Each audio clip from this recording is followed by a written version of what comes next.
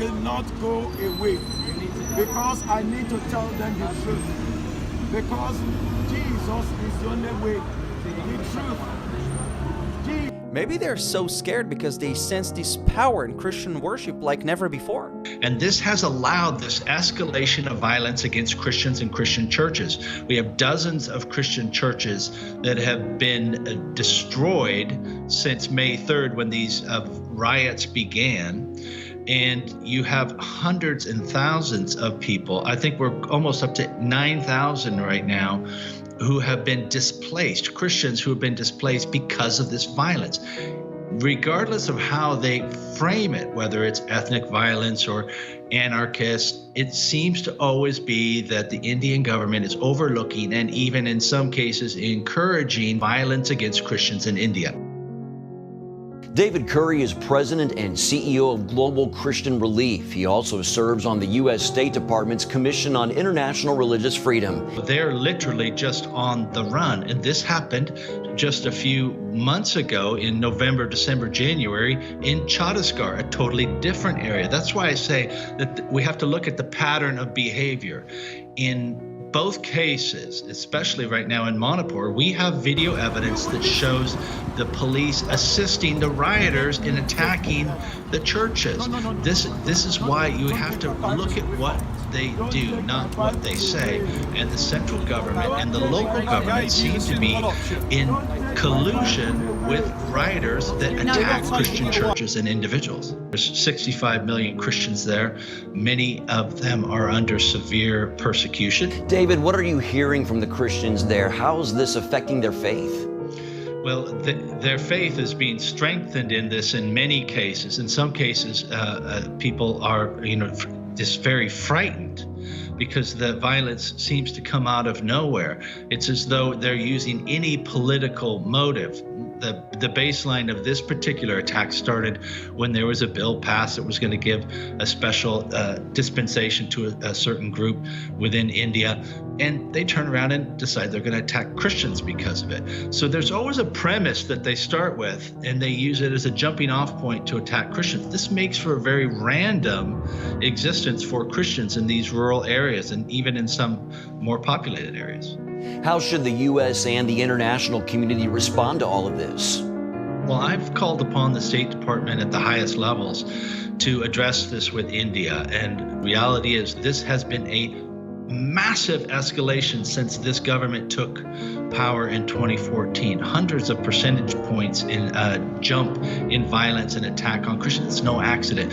The State Department needs to address this. Friends don't let friends commit human rights atrocities. That's the motto that I try to remind them of. Here, you can see the Deputy Mayor of Jerusalem, Aryeh King, protesting against Christian pilgrims in Jerusalem. Go back where you came from! Go back where you came from! Earlier in the morning before this protest. But really, what's the problem with singing in public? Is it because it's Christian songs? Look, I looked him up on Twitter and he tweeted the following. Kudos to the hundreds who came to protest, which allowed Christian missionaries to hold Christian worship and ceremony related to the preparation for a missionary operation among residents of Israel. It is a dignified and proper protest against the governmental company which made this possible and against the missionaries themselves. As far as I'm concerned, every missionary should know that he is not a welcome person in the land of Israel. That's what he tweeted. I'm sorry, but who is it to decide on who is or isn't allowed or welcome in Israel?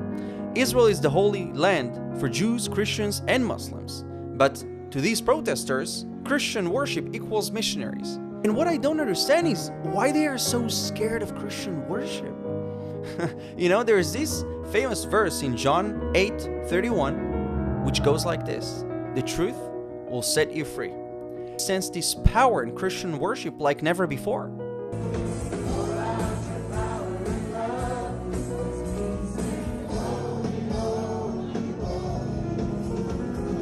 This behavior does not represent the majority of Israelis, and I condemn these radicals as an Israeli. There to simply bless Israel and pray for Israel and celebrate the Holy Spirit.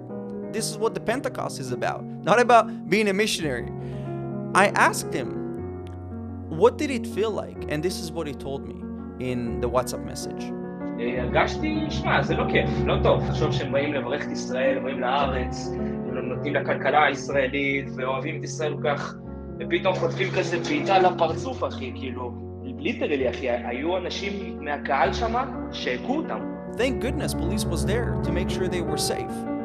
And I gotta tell you, it pains me to make videos like this. You're probably not used to seeing me talking about these topics, but when I stand up for Israel, I stand up for Israel's friends as well, against all sorts of radicalism. My prayer is that these protesters will understand that Christians come to Israel not to missionize, but to bless Israel, come to learn about the great history, the culture, pray, and just relax. Not everything is about religion and missionizing.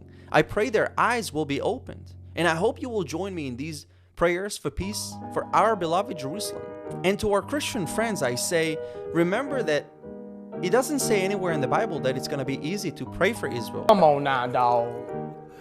Come on, man. Or to stand with Israel, or to be a friend of Israel. So I want to encourage you to never lose hope. And if you have bad experiences, remember that it does not represent who we are and what we stand for. We have a great destiny. The Judeo-Christian Alliance is here to stay and to be stronger. And it is our responsibility to make sure that we grow stronger and closer. So remember that it's not an easy task, but it's a great mission to have.